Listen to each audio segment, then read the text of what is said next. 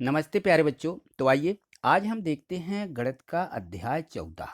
14 इसलिए कि इसके पहले वाले जो अध्याय हैं वो हमने पिछली वीडियो के माध्यम से समझ लिए हैं। यदि आपने किसी कारणवश नहीं समझे हैं, छूट गए हैं, तो इसके डिस्क्रिप्शन में लिंक दी गई है। लिंक पर जाकर के वो सभी अध्याय वहाँ से उनको कंप्लीट कर लीजिए और एड ग्रेड में लिख लीजिए, क्योंकि जो कक्षा 8वीं है ये बोर्ड परीक्षा है और बोर्ड परीक्षा के कारण इस गुणनखंड के अध्याय में से ही प्रश्न पूछे जाते हैं। और जो इसमें जो पूरी एड ग्रेड बुक दी गई है, एड ग्रेड में 10 ही प्रश्न है प्रत्येक अध्याय में, तो इन सभी में से प्रश्न पूछे जाते हैं, इसलिए आप उनको अवश्य कंप्लीट कर लें। यहाँ देखिए, हम देखेंगे इसके अध्याय 14 में गुणनखंडन इसमें दिया है। तो प्रश्न 1 यहाँ देखिए दिया गया है कि दिए हुए पदों में सार्व यानी होता है उभयनिष्ठ गुणनखंड ज्ञात कीजिए। सार्व उभयनिष्ठ, ठीक है ना। तो कैसे उभयनिष्ठ हमें गुणनखंड जो दोनों में हो या तीन हो तो तीनों में। यहाँ पे जितने भी इसके पद दिए गए हों तो यहाँ देखो, यहाँ एक एक पद दिया है। एक पद ये 2y दिया है और एक पद 24xy दिया, तो इन दोनों में हमें सार्व गुणनखंड निकालना है यानी उभयनिष्ठ। तो यहाँ देखो दोनों में जो हो, दोनों में यहाँ देखें तो दोनों में यहाँ पे 2y तो इसमें है, इसमें भी क्या 2y है, तो हम देखेंगे 24 है, एक्स बाय को तोड़ लीजिए। तो 24 को क्या तोड़ोगे, 2 गुणित 12, तो 2 तो इसमें है 24 में।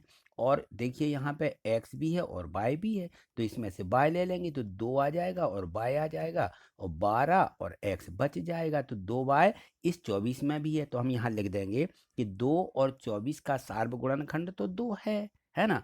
और y दोनों में है ही, दोनों में एक पदों में y है, दोनों एक पद है ये, ठीक है। तो दोनों में y भी है, तो इनका सार्व गुणनखंड क्या हो जाएगा, तो हम लिख देंगे यहाँ पे, अतः सार्व गुणनखंड 2y होगा, ठीक है। इसी प्रकार से बी वाले में भी देखिए, तो यहाँ 14xy लिखा और 28x y वर्ग लिखा है ना। तो देखो यहाँ पे 14 है, क्या इस 28 में भी 14 है, तो 28 के गुणनखंड तोड़ें तो 2 और 14 ऐसा टूट जाएगा। तो 28 में 14 है ना। और यहाँ पे बाय वर्ग है, तो बाय वर्ग को तोड़ेंगे तो बाय में बाय गुणित बाय, ये 2 में टूट जाएगा, इसका प्रसार 2 में होता है।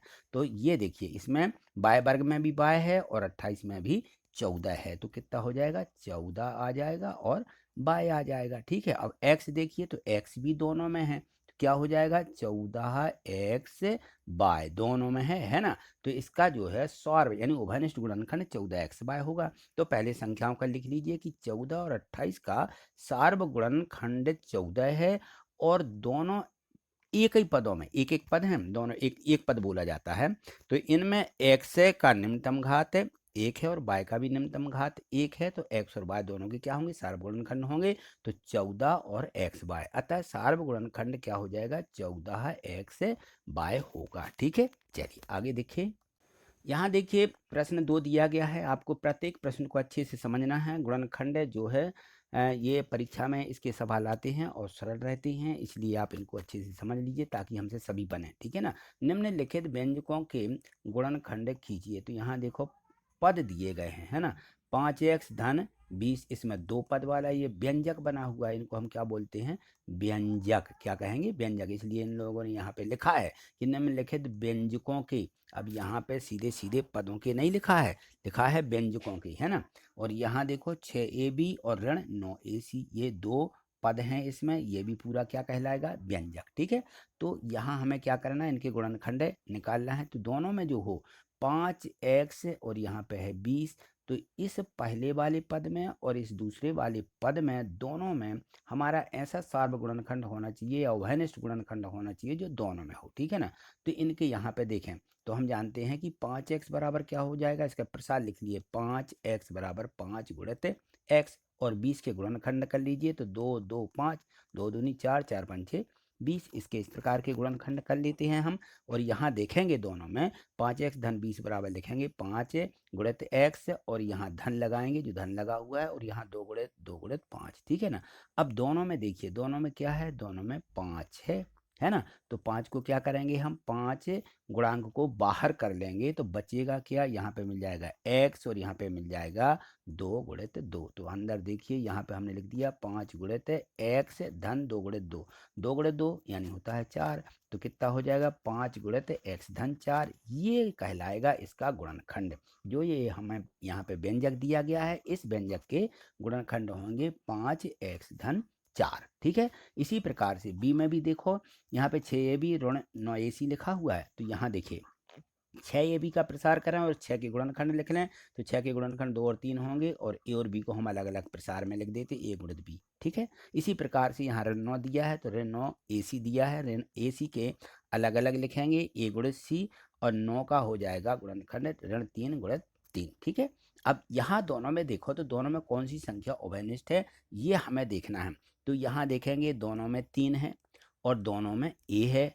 ठीक है ना, दोनों में 3 है, दोनों में ए है। तो अब चलिए यहाँ पे 3 और ए को बाहर ले लेंगे हम, यहाँ पे यहाँ पूरा सीधा प्रसार लिख देंगे दोनों का। तो यहाँ देखो ये दोनों में हमने लिख दिया, दोनों में देखें तो दोनों में ये 3 आ रहे हैं और दोनों में ए भी आ रहा है ना। तो 3 और ए को हम बाहर गुणांक को लिखेंगे और यहाँ पे कोष्टक के अंदर जो संख्या बचेगी उसको लिखेंगे 2 गुणित बी, यानी 2 गुणित बी ये है, और ऋण 3 और गुणित सी। ठीक है ना, 3 और सी, ये ऋण नहीं हमने लिया है, ऋण धन का लिया है तो धन वाली 3 को लेना है, ऋण वाली को यहीं रहने दें। तो ऋण 3 गुणित सी यहाँ बच जाएगा। तो ये 2 गुणित बी यानी 2b, और ऋण 3c तो ऋण गुणित में है तो 3c सीधा रहेगा। ठीक है ना। तो 3 गुणित ए को 3a लिखेंगे। ठीक है, ये तो प्रसार रूप था। तो 3a और कोष्टक में 2b ऋण c, तो ये इसका क्या हो जाएगा, गुणनखंड टूट जाएगा 6ab ऋण 9ac का। ठीक है। चलिए आगे देखिए और समझिए, अच्छे से समझ में आ जाएंगे। यहाँ देखिए प्रश्न 3 दिया है कि भाग दीजिए, विभाजन कीजिए। कोष्टक में लिखा विभाजन कीजिए, भाग या विभाजन बात एक ही होती है। ठीक है ना। तो यहाँ देखो 18 ए पर 6 की घात बी पर 7 की घात लिखा है और भाग का निशान लगा हुआ है कि भाग दीजिए किससे, 3a वर्ग बी पर 4 की घात से। ठीक है, ये क्या करना है, बी पर 4 की घात है, ए पर 2 की घात है। ठीक है ना, इससे हमें भाग देना है किसमें, 18 में। तो इनके गुणनखंड भी करके आप दे सकते हो, संख्याओं का तो सीधा चला जाएगा। और यहाँ पे ए पर 4 की घात बी पर 7 की घात है, तो इनका प्रसार इस प्रकार से तोड़ना है कि जिस संख्या का भाग देना है वो छोटी संख्या से उतने ऊपर वाले हमारे क्या आ जाए, गुणनखंडों में टूट जाए। तो यहाँ देखिए, यहाँ पे देखें हम तो 18 ए पर 6 की घात बी पर 7 की घात, भाग में ये लिखेंगे, 18 के गुणनखंड तोड़ेंगे तो इस प्रकार से कि 3 के गुणनखंडों में आना चाहिए। तो 3 6 18 होते हैं, यानी 3 और 6 टूट जाएंगे किसके, 18 के। तो 3 और 6 तोड़ लीजिए। ठीक है।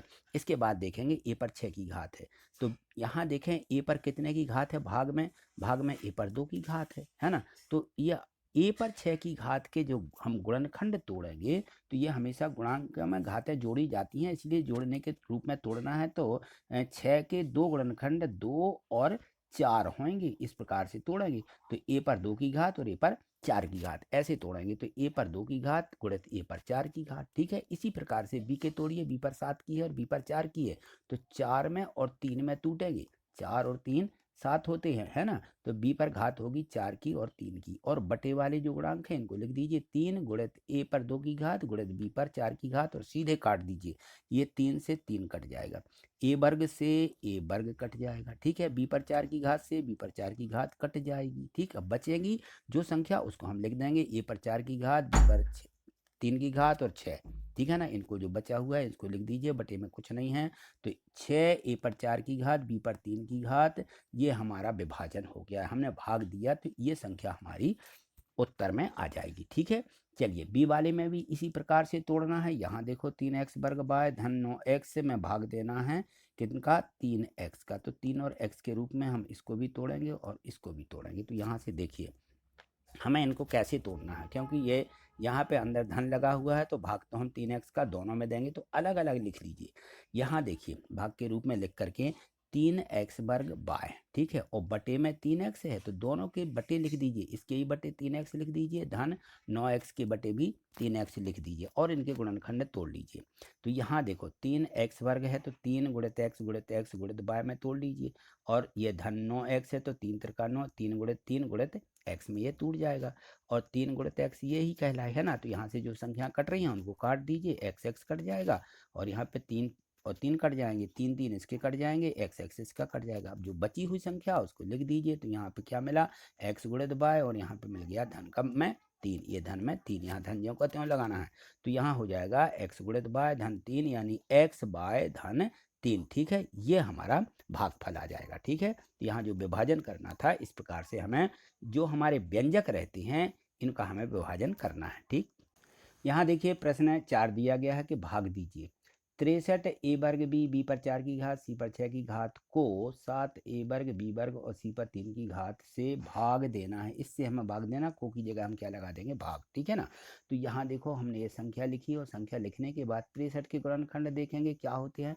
तो 63 के गुणनखंड 7 गुणित 9, 7 नाम 63, क्योंकि 7 के रूप में इसलिए तोड़ा कि भाग 7 से देना है, ठीक है ना। और चाहें आप तो 7 गुणित 3 गुणित 3 ऐसा भी तोड़ सकते हो, कोई दिक्कत नहीं है। यदि आपके इसमें पर्याप्त जगह हो तो आप पर्याप्त संख्या को प्रसार के रूप में भी तोड़ सकते हैं। ए पर 2 की घात है, ये बी पर 4 की घात, तो सी पर 6 की घात है, तो 6 बार भी गुणा में लिख सकते हो, लेकिन बहुत लंबी जगह आएगी। तो हमें उतने ही रूपों में तोड़ना है जितने से भाग देना है। ए पर 2 की घात है तो हम ए पर 2 की घात है ही नहीं तोड़ेंगे। बी पर 4 की घात है, यहाँ बी पर 2 की तो 2 में तोड़ लेंगे, और सी पर 6 की घात है, यहाँ 3 की है तो हम यहाँ 3 और 3 में तोड़ लेंगे, ठीक है ना, 3 और 3 में, ठीक है। यहाँ देखिए तो हमने वैसे ही तोड़े हैं इसको, 7 गुणित 9 ए वर्ग ज्यों का त्यों, बी पर बी वर्ग गुणित बी वर्ग, और सी को भी सी पर 3 की घात और सी पर 3 की घात में तोड़ दिए।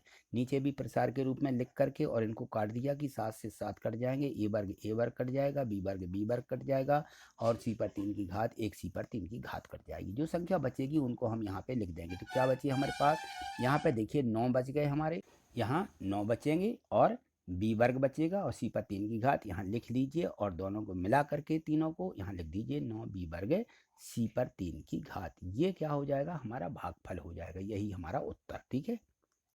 यहाँ देखिए प्रश्न 5 दिया है कि गुणनखंड कीजिए। यहाँ पे इस प्रकार से एक व्यंजक लिखा हुआ है 3 पदों में, 1 2 3 3 पद का यहाँ व्यंजक है, इनके हमें गुणनखंड तोड़ना है। तो इस प्रकार के जो व्यंजक हैं ये सभी परीक्षा में पूछे जाते हैं।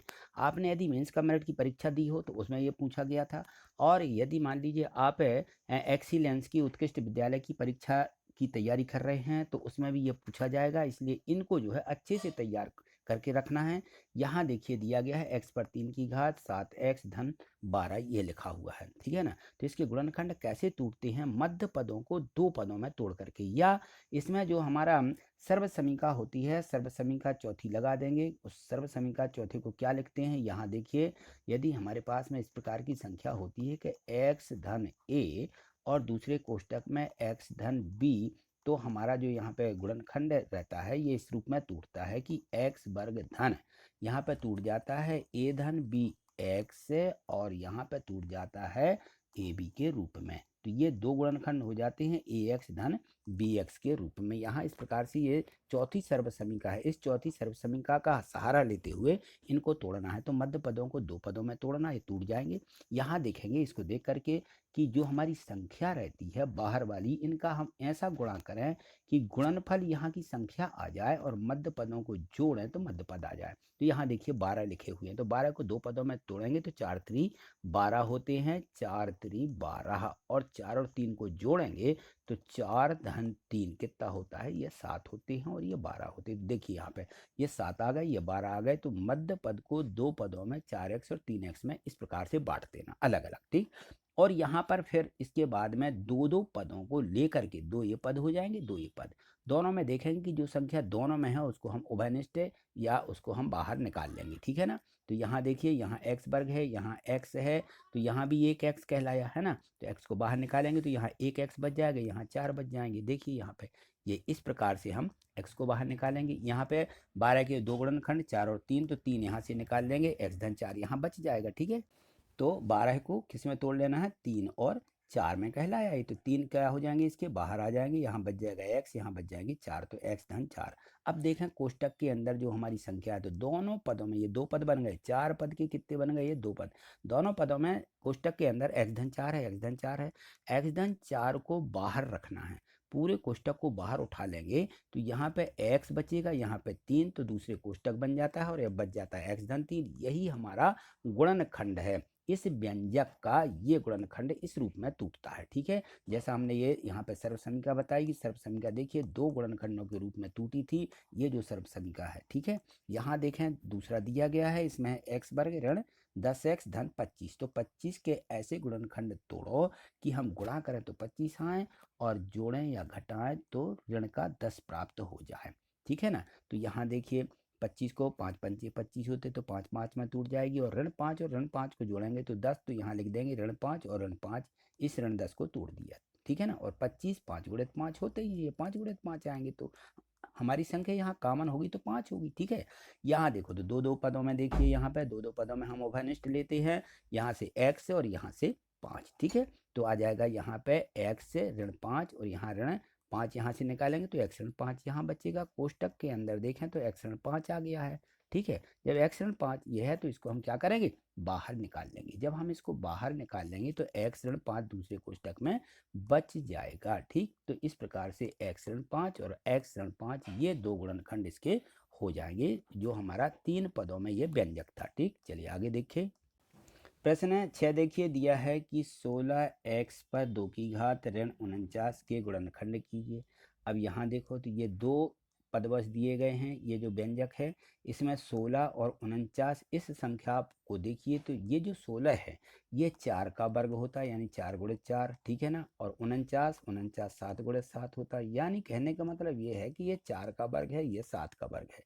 ठीक है, तो इस प्रकार से यदि हम संख्या लिख लेते हैं तो इस प्रकार से टूटेगी ये संख्या 4 का वर्ग और 7 का वर्ग में। ठीक है ना, और यहाँ पे 4 का वर्ग x का वर्ग कोष्टक में लिख दीजिए, बाहर 2 की घात लगा दें, ऋण 7 का वर्ग आ जाएगा। तो ये देखो, ये यहाँ से ये समझ में आता है कि ये एक क्या है, सर्वसमीका है। तो सर्वसमीका यहाँ देखिए a वर्ग ऋण b वर्ग ये होती है, इसका मतलब होता है गुणनखंडों में a धन b a ऋण b, ये सर्वसमीका है। तो इस सर्वसमीका से सीधे इनको लिख सकते हैं कि 4x धन 7 4x ऋण 7, बिल्कुल सीधे, और लिख देना कि सर्वसमीका से। ठीक, चलिए आगे देखिए।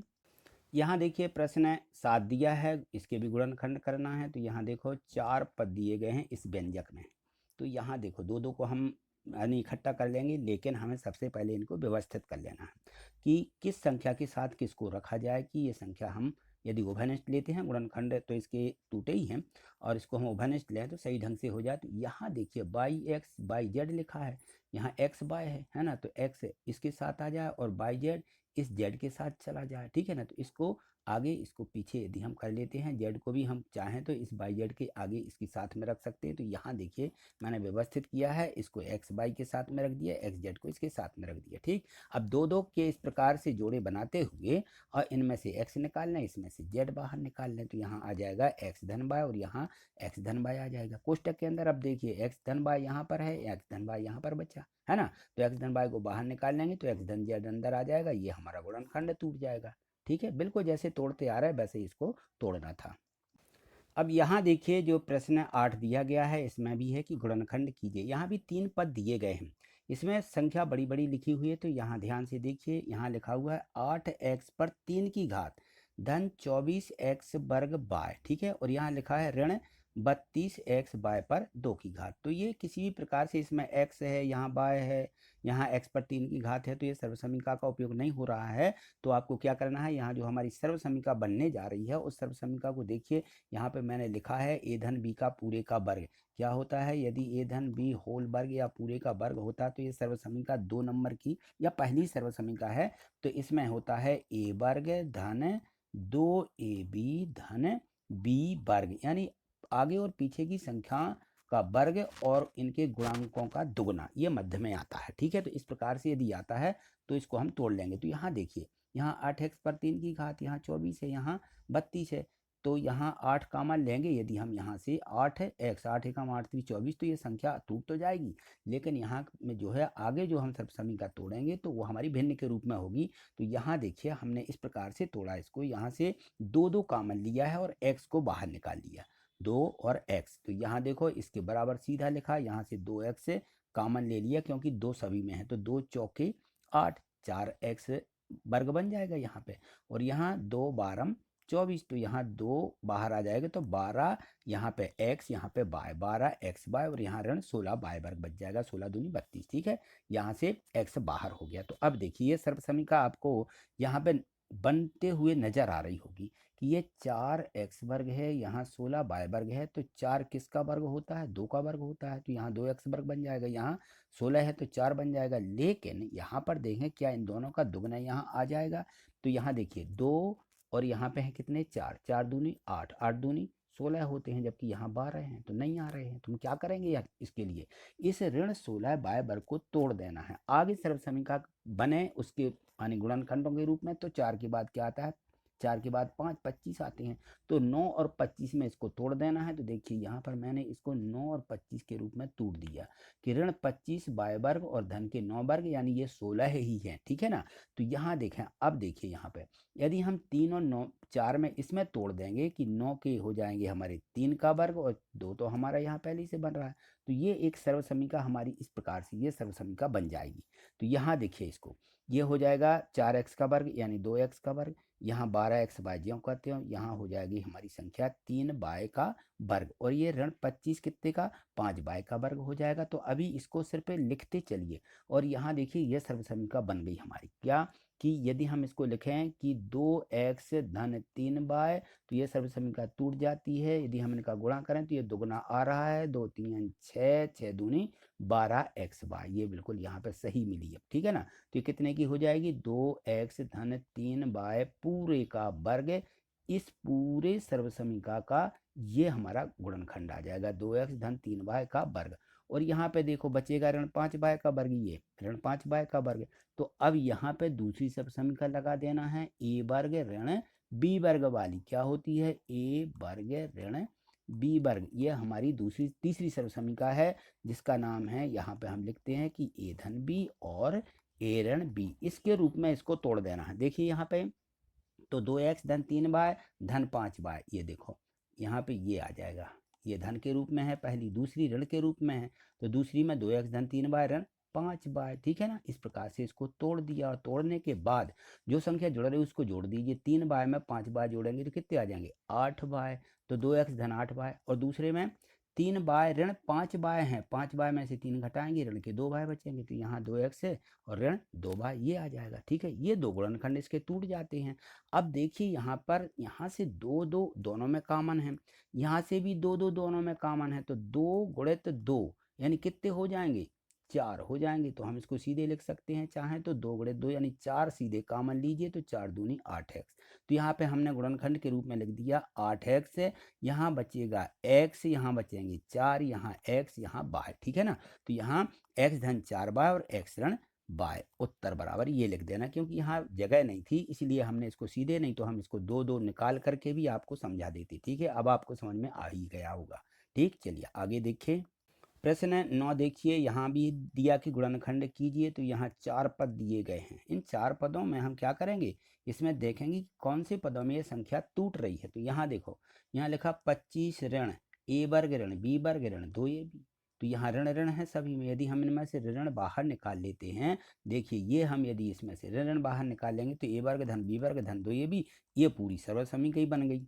क्या? a धन b होल वर्ग, ए धन बी का वर्ग, ये सर्वसमीका दी गई है, तो सीधे लिख देंगे 5 का वर्ग, 25 है तो 5 का वर्ग, और ऋण ए धन बी का वर्ग। अब ये हमारी सर्वसमीका अगली बन जाएगी, ए वर्ग ऋण बी वर्ग वाली, है ना। तो यहाँ हो जाएगी 5 धन ए धन बी और 5 ऋण ए ऋण बी के रूप में। ठीक है, तो ये दोनों गुणनखंड इसके सीधे ही टूट जाएंगे। ठीक, चलिए आगे देखिए।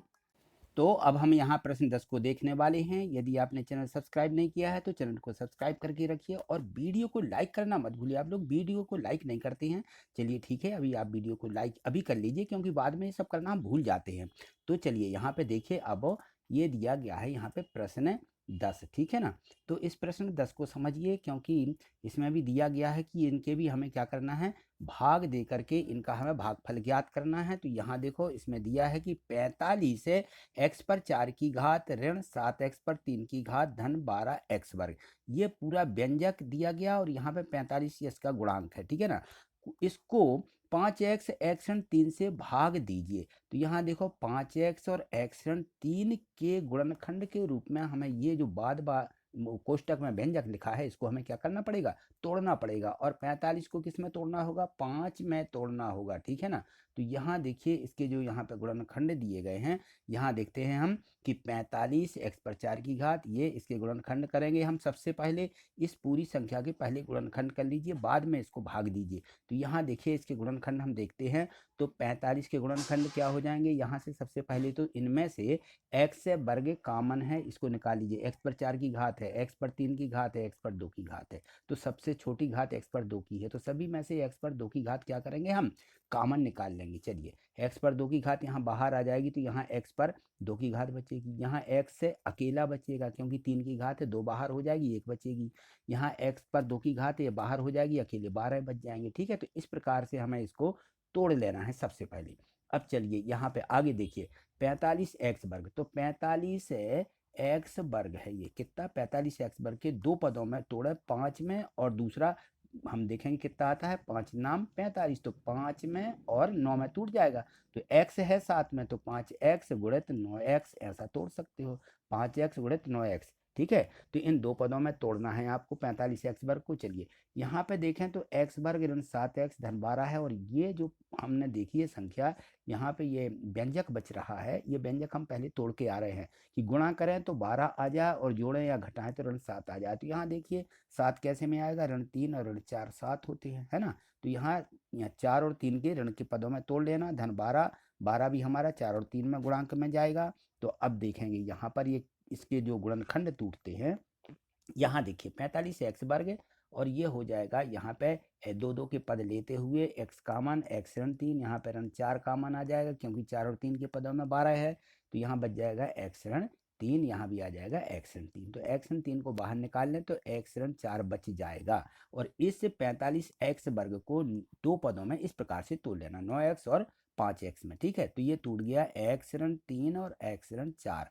तो ये हमारे किसके गुणनखंड आ गए हैं, ये पहले जो हमें संख्या दी गई है उसके गुणनखंड इस प्रकार से पहले तोड़ लेना है। ये आ गया हमारा, ये पूरा हमारा जो व्यंजक दिया है पहले वाला, ये व्यंजक इस रूप में टूट गया। अब इसके बटे हम इसको लिख देंगे कि देखिए यहाँ पर ये हमारी संख्या है कि इसका भाग इसमें देना है, तो बराबर क्या आ जाएगा, ये पूरा व्यंजक पहले लिख देंगे, 9x धन गुणित 5x, x ऋण 3, x ऋण 4, और बटे में भाग में इसको लिख देना ज्यों करते हो, ठीक है। अब देखें यहाँ कि 5x से 5x कट जाएगा और x ऋण 3 से पूरा x ऋण 3 कट जाएगा, क्या बचेगा, 9x x ऋण 4, ये 9x x ऋण 4 क्या हो जाएगा, भाग देंगे, तो ये हमारा भागफल यहाँ पे आ जाएगा, ठीक है। तो आज इतना ही, मिलते हैं अगली वीडियो के माध्यम से। मुझे पूर्ण विश्वास है कि आपको जो प्रश्न 1 से 10 तक दिए गए थे ये सभी आपने अच्छे से समझ लिए होंगे, और यदि आपको कहीं लगता है कोई डाउट है तो कमेंट्स करिएगा। और यदि मान लीजिए समझ में अच्छे से समझना है तो इसको बार बार रिपीट करिएगा, वीडियो को बार बार देखिएगा, जिससे कि आपको सभी प्रश्न समझ में आ जाए, ठीक है। तो आज इतना ही, मिलते हैं अगली वीडियो में। आगे देखने के लिए चैनल को सब्सक्राइब करके रखना है और वीडियो को लाइक जरूर करिए, क्योंकि आप लोग लाइक नहीं करते हैं, ठीक है। थैंक यू, धन्यवाद।